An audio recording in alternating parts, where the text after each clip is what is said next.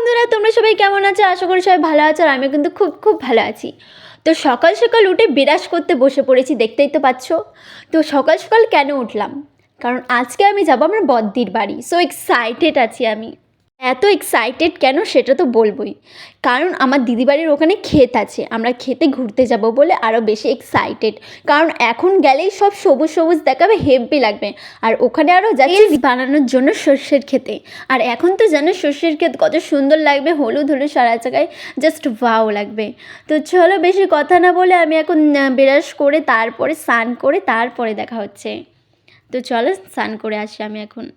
তো ফাইনালি আমার স্নান হয়ে গেছে, আমি জামা পরে নিয়েছি। এখন আমি কোনো মেকআপ করবো না। কেন আমি মেকআপ না করে আমি দিদিবাড়ি যাচ্ছি, তো সেটাই বলবো।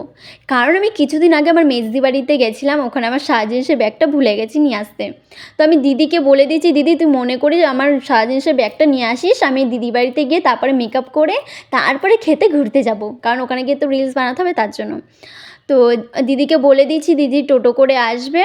আর এই যে টোটো করে আমি এখন যাচ্ছি এখান থেকে। তো আমার দিদিও আছে পাশে পাশে আর একজন উঠেছিল, যাই হোক তা আমার দিদি পাশেই ছিল ওই পাশটায়। তো ওখান থেকে টোটোতে নেমে তারপর আবার ওখান থেকে অটো ধরতে হবে। দিদি সামনে বসেছিল কারণ পাশে আর একজন বসেছিল, যার কারণে দিদি আমাদের সাথে বসতে পারেনি। আমি আর আমার পুচকু বসে পড়েছি, দেখতেই তো পাচ্ছ। আর প্রচণ্ড হাওয়া গাইস, কি ঠান্ডা, জাস্ট প্রচণ্ড হাওয়া দিচ্ছিল।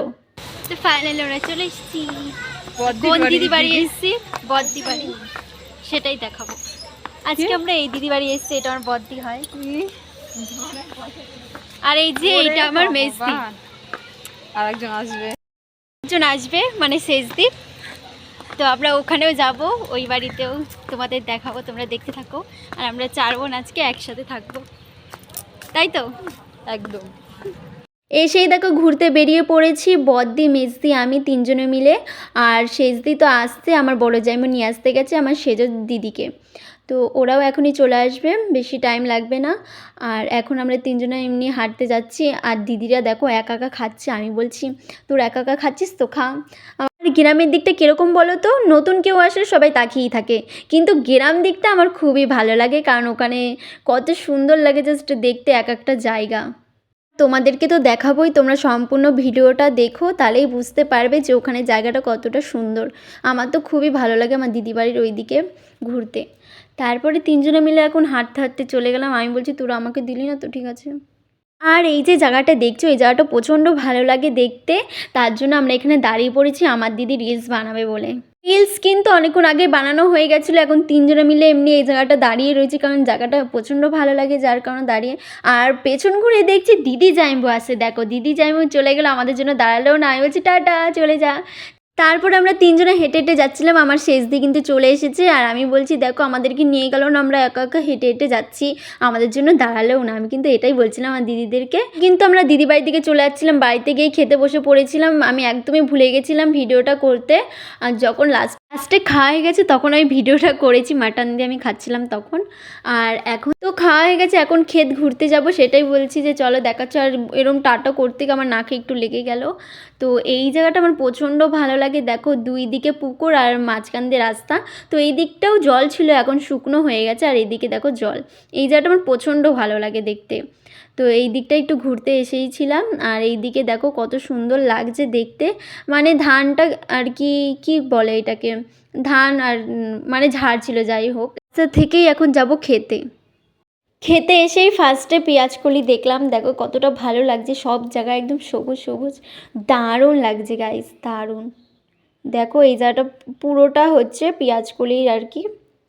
আর এই দিকটাই আমি কিন্তু বুঝতে পারিনি যে এটা কী গাছ, তারপরে ভালো করে কিন্তু আমি খুঁজে খুঁজে দেখছিলাম যে এটার মধ্যে কী আছে। তারপরে গিয়ে দেখছি এইটা হচ্ছে ফুলকপি, দেখো কতটা সুন্দর লাগছে, সবে ছোট্ট হয়েছে। আর কে কে খেতে ঘুরতে আসলাম তোমাদেরকেও তো বলাই হলো না। আমি এসেছি, আমার মেজদি এসছে, শেষদি এসছে, আর ওদের ছেলেমেয়েরা এসছে, আমার বদ্দি কিন্তু আসেনি। আর ওই যে ওরা মেজদি শেষদি ওরাও কিন্তু ভিডিও বানাচ্ছিল, আর এইদিকে আমি ভিডিও করছিলাম। আর দেখো এই জায়গাটা জাস্ট কত সুন্দর লাগছে দেখতে। আর ওই দিকটায় কিন্তু পেঁপের চাষ ছিল আর কি, ওই দিকটায় পুরোটা পেঁপে। আর এই দিকটায় দেখো পুরোটা কলা গাছ, কলা গাছের চাষ যেটাকে বলে। এটা কিন্তু ধনেপাতা ছিল, পুরোটা একদম ধনেপাতা সবে হচ্ছে। আর তারপরে এখানে চলে এসেছি লাউ দেখতে, দেখো লাউ বাগান। এইদিকে দেখো সবে লঙ্কা হচ্ছে আর সবে একটা লাউ হয়েছে, দেখো কত সুন্দর লাগছে দেখতে। অনেক কটা মানে লাউ হয়েছিল গাছে। আর আমি এটা বুঝতে পারছিলাম না যে এটা কি গাছ। তোমরা যদি জানো আমাকে অবশ্যই কমেন্টে জানিও যে এটা কি ফল গাছ, ফল না একটা সবজি, আমি নিজেই বুঝতে পারছি না। দেখো ফলটাও আমি তোমাদেরকে দেখিয়ে দিলাম, তোমরা যদি জানো অবশ্যই আমাকে একটু বলো যে ওটা কী গাছ ছিল। আর এইদিকে দেখো লাল মূলো হবে, এটা লাল মূলো গাছও দেখতে আসলাম, এখানে চাষ হয়েছে লাল মূলো, খুব ভালো লাগছে দেখতে।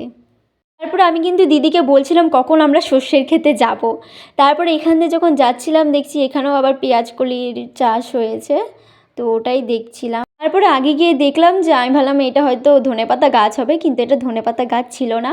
আমি দিদিদেরকে তাই জিজ্ঞাসা করছিলাম, দিদি এটা কি গাছ, এটা তো ধনেপাতা গাছের মতন লাগছে। বলছে যে না, এটা গাজর গাছ হবে। তো আমি তাকে বললাম যে ও এটা গাজর গাছ, কিন্তু ধনেপাতা গাছ আর গাজর গাছ অনেকটা এক লাগে কি না তোমরা বলো তো।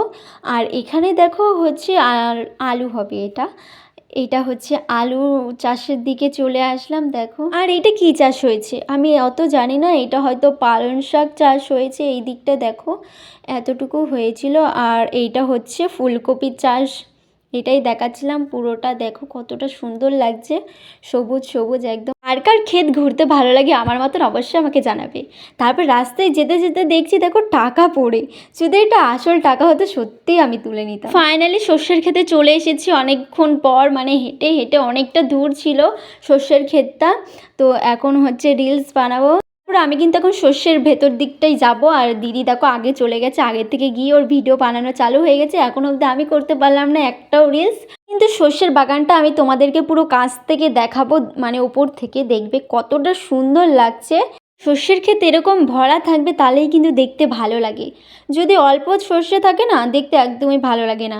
যেমনটা এইটা দেখো কতটা ঘন পরিমাণ, ভালো লাগছে দেখতে এরকম। তো ফাইনালি এখন যাবো বাড়ি, ক্ষেত ঘোরা হয়ে গেছে, সন্ধ্যার আগে বাড়ি যেতে হবে, কারণ এখানে প্রচণ্ড ঠান্ডা পড়ে যায়, তার জন্য আমরা সন্ধ্যার আগে বাড়ি যাচ্ছি। আর আমার দিদিরা কিন্তু আগে চলে গেছে আর আমি দেখো লাস্টে হাঁটতে হাঁটতে যাচ্ছি। আমার প্রচণ্ড ভালো লাগলো, আমি সেটাই বলছি। তোমাদেরকে কেমন লাগলো অবশ্যই আমাকে কমেন্টে জানিও। আর দেখা হচ্ছে কোনো নিউ ভিডিওতে। আজকের মতন টাটা, বাই বাই। তোমরা সবাই ভালো থেকো আর আমিও খুব ভালো আছি। তো চলো বাই।